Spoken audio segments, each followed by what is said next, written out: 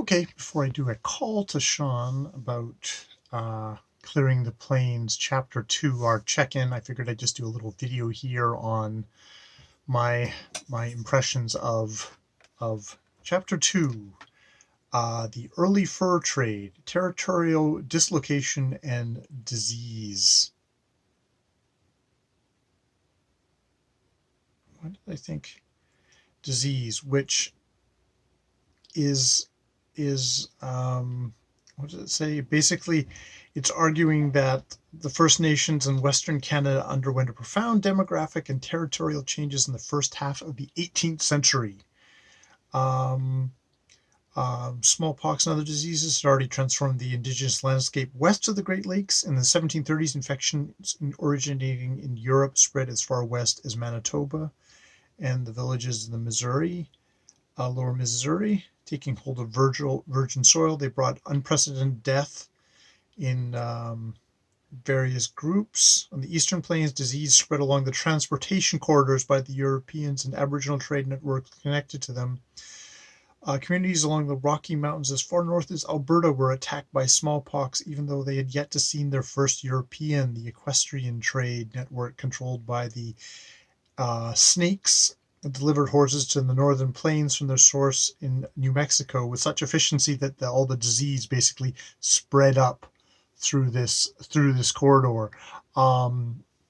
So as like the first chapter was sort of like, here was what the situation was before the incursion of the Europeans into North and South America, and that stuff happened then. There was climate change, like a volcano erupted. There was like a small ice age that it actually kind of caused a decline in the civilizations, the cultures of the time, decimating what was probably the largest city at the time.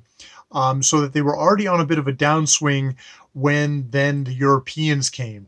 The book seems to argue that just because of the very slow travel, basically it would take you many weeks, if not months, to travel by boat to the from Europe to the coast, the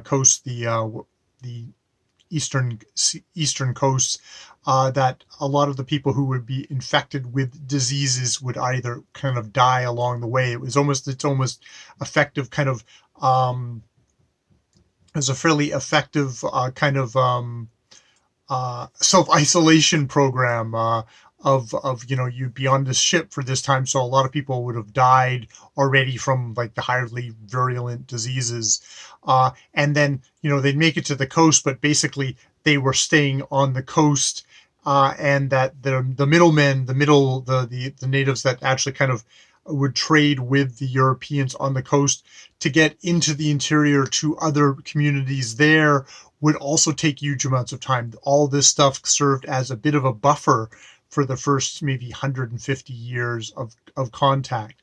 However, we have this trading group coming up through the through the central thing, the Snakes, bringing up horses and transforming kind of the economy and the culture of these areas, whereas these had been people that were all on foot before.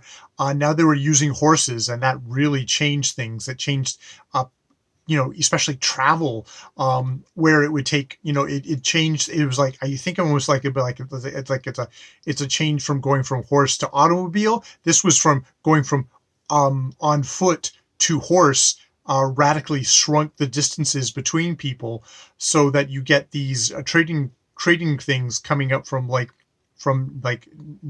Mexico, New Mexico, and going all the way up to like the Rocky Mountains, to Alberta, like what would be considered Alberta now, which unfortunately then began, which also very, very efficiently transported the diseases.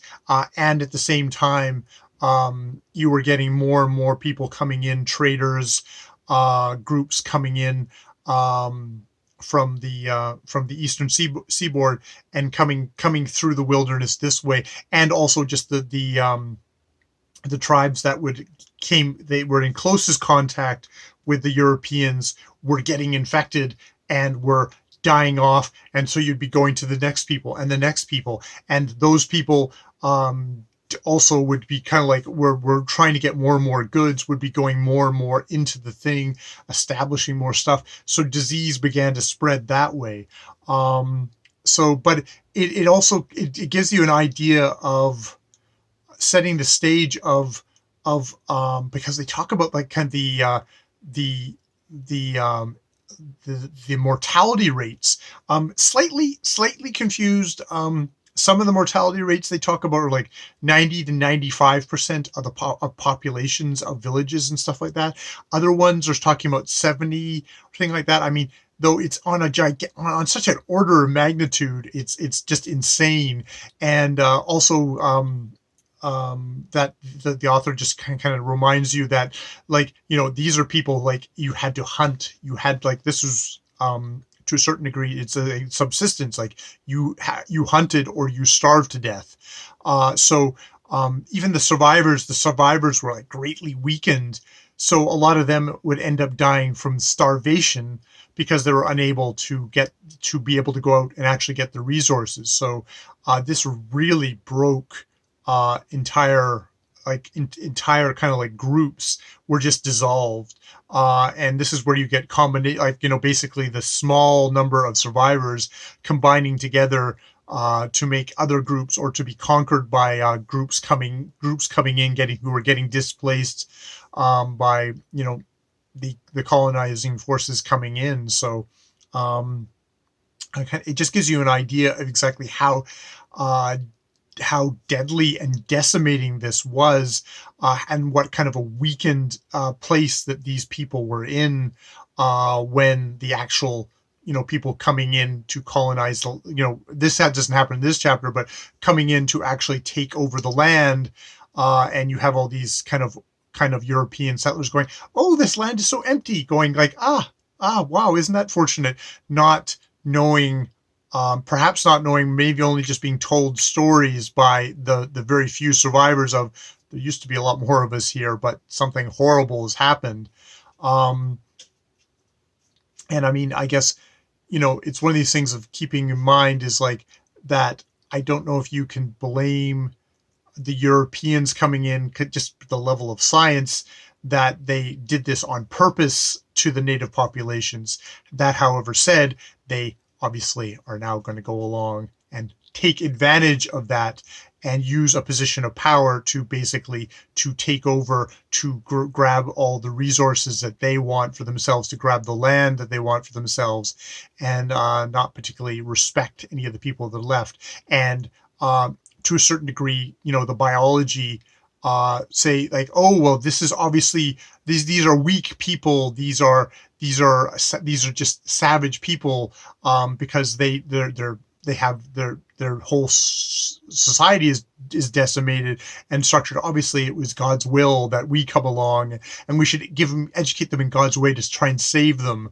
A kind of a part of it might be like a mistaken altruism, but the other part of it obviously is just the ruthless, oh, we're going to impose ourselves on you, whether you like it or not, and stuff like that. So yeah, it's like it's the next, unfortunately it's the next step. You can see how this is going to set the next step for stuff like that. So I guess that's my check-in with myself. I'll try and edit that down for when I'm talking to Sean about it, so I don't bore him to death, since he's just read this chapter and is a much smarter guy than I am.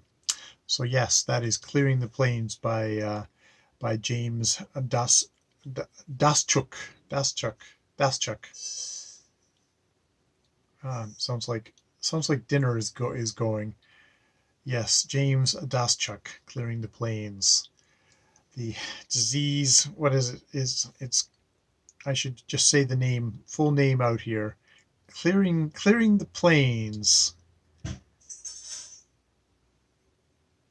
Where is it? God damn it.